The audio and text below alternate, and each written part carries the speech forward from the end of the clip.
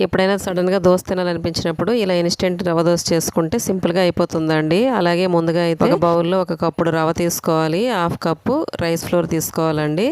అలాగే పావు కప్పు మైదా తీసుకోవాలి. మెత్తగా కావాలి దోసలంటే మైదా కప్పు తీసుకోవాలండి. లేదు క్రిస్పీగా కావాలి అంటే 1 స్పూన్ తీసుకోవచ్చు. లేదంటే స్కిప్ చేసేయొచ్చు. దాంట్లోనే ఒక హాఫ్ కప్ ఆనియన్స్, కొద్దిగా పచ్చిమిర్చి, కొద్దిగా కొత్తిమీర, కొద్దిగా కరివేపాకు, కొద్దిగా జీలకర్ర వేసుకొని తగినంత సాల్ట్ వేసుకొని పల్చగా కలుపుకోవాలండి. ఇంకా తవ్వ స్టవ్ పైన పెట్టుకొని దానిపైన కొద్దిగా గరిటతో దోసలా వేసుకుంటూ ఇలా చుట్టూ స్ప్రెడ్ చేసుకోవాలండి. స్టవ్ ని హై ఫ్లేమ్ లో కాకుండా మీడియం ఫ్లేమ్ లో పెట్టుకొని బ్రౌన్ కలర్ వచ్చేంత వరకు ఒకవైపు కాల్చుకోవాలి. అలాగే బ్రౌన్ కలర్ వచ్చాక రెండో వైపు తిరగ వేసుకొని కాల్చుకోవాలండి. ఇంకా రెండు వైపులా బాగా కాలింది కదా, ఇప్పుడైతే తీసి ప్లేట్ లో వేసుకోవాలి. ఇది ఏ చట్నీ లేకపోయినా కూడా టేస్ట్ బాగానే ఉంటుందండి. కాకపోతే చట్నీ ఏమీ లేకుండా తింటే మనకు తిన్నట్టు అనిపించదు కదా అని ఒక పక్క పల్లి చట్నీ, ఒక పక్క టమాటా పచ్చడి పెట్టుకొని తిన్నానండి. టేస్ట్ అయితే అదిరిపోయింది. మీరు కూడా ట్రై చేయండి.